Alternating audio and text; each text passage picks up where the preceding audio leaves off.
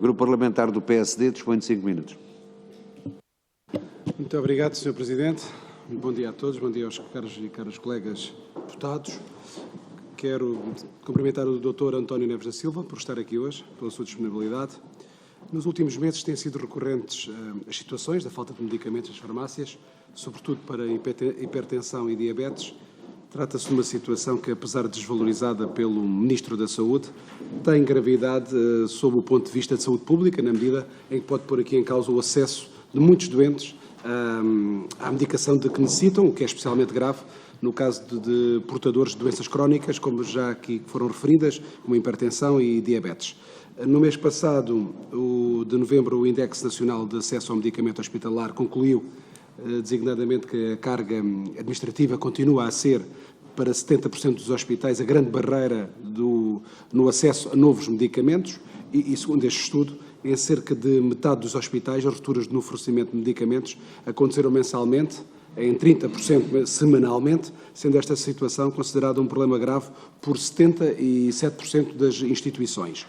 A própria Associação Portuguesa dos Administradores Hospitalares sustenta que, na maior parte dos hospitais, não faz uma comparação sobre a eficácia dos medicamentos, razão pela qual a sua maior parte não tem uma noção clara do valor de cada fármaco. E, no final do passado mês de outubro, foi noticiada a existência de 858 medicamentos em ruptura, 33 dos quais sem alternativa no mercado, estando os problemas no fabrico, na origem da maioria das falhas. O referido número representa cerca de 8% do total dos 9.545 fármacos comercializados e sujeitos à receita médica. Na altura, a Ordem dos Médicos considerou que a situação é preocupante.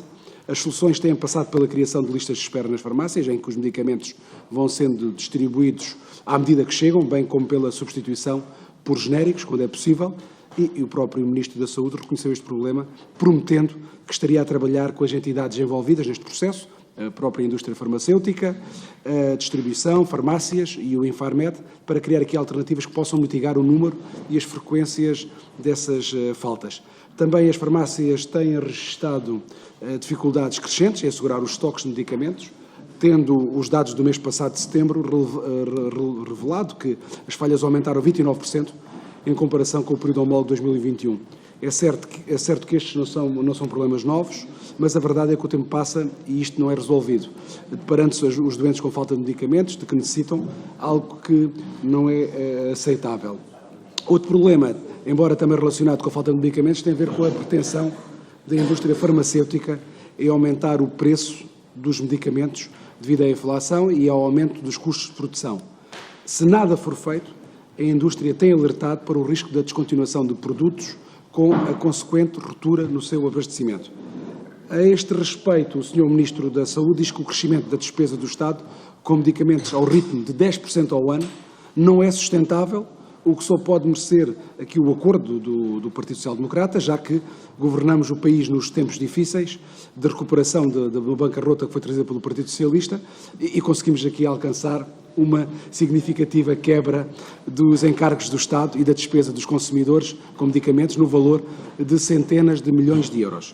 Mas o que importa agora é saber como é que o Governo vai evitar a descontinuação dos medicamentos, o que para os produtores passa pelo aumento dos preços e como pretende assegurar que os consumidores não serão prejudicados, o que faria supor que os preços não aumentariam.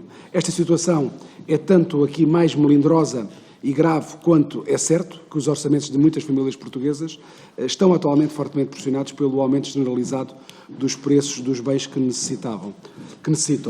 Eu tinha aqui uma pergunta final para lhe fazer, mas o Sr. Doutor já respondeu que a solução passa aqui, uma das soluções passa pela revisão excepcional para os medicamentos com os preços muito baixos, ou se isso não for feito, uma revisão transversal dos preços.